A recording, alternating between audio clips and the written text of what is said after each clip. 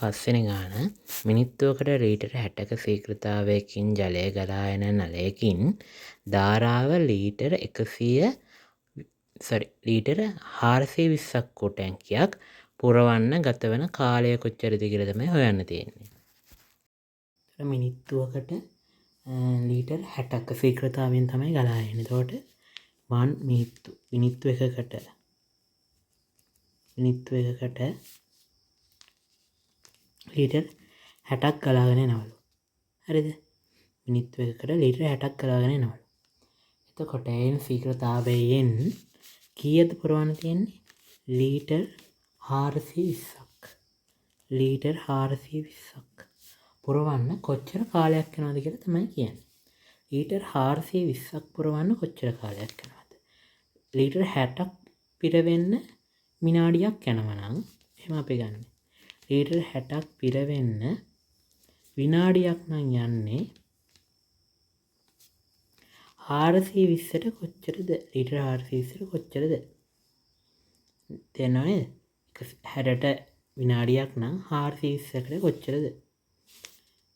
60ට බිංදුවට කැපුණා 6 වරක් 1යි 6 වරක් කීයද? 6 වරක් 36යි 6 වරක් 7 42යි.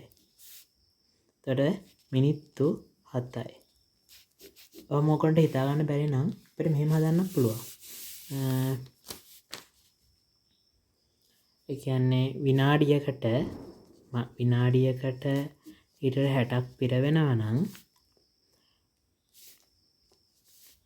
420ක් පිරවෙන්න කොච්චර කාලයක් යනවද කියලා නේ අහන්නේ. එතකොට ඔයාට මෙහෙම ගන්න පුළුවන්. අපි ශීඝ්‍රතාවය දීලා තියෙනවා විනාඩියට ලීටර් 60ක් කියලා. ඒකට 420ක් නේ. ඒක ටයිම් එකක්නේ. එතකොට මේ 420 මේ 60න් බෙදුවා 60 විනාඩියට ලීටර් 60 කියන එකෙන් බෙදුවොත් මේ ලීටර් කැපිලා ගියේ මේ විදියට සංකේත පදනම බලන්නකො 140 උඩට එනවා 420 උඩට එනවා ලීටර් සංකේත පදනම බලන්න. හරිද? ඊට පස්සේ මෙතන ශීඝ්‍රතාවය ලීටරයට විනාඩි.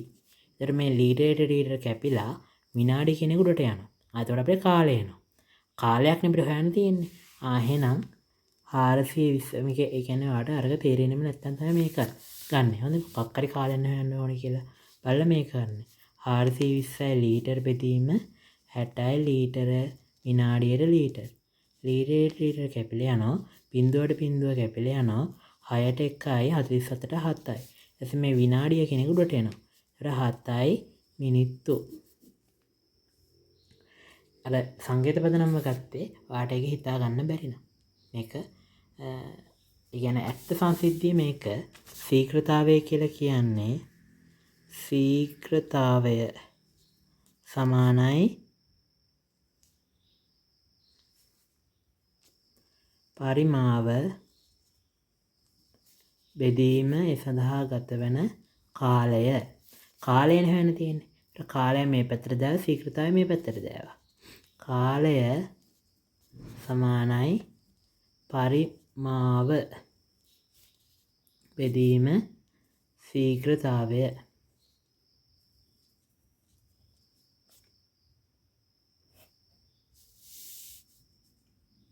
හරිද? ඒක තමයි මම මෙතන කරලා තියෙන්නේ. මේ පරිමාව 420යි ශීඝ්‍රතාවය විනාඩියට ලීටර් 60යි. එකෙන් බෙදුවම අපිට කාලය ආවා. හරි නේද?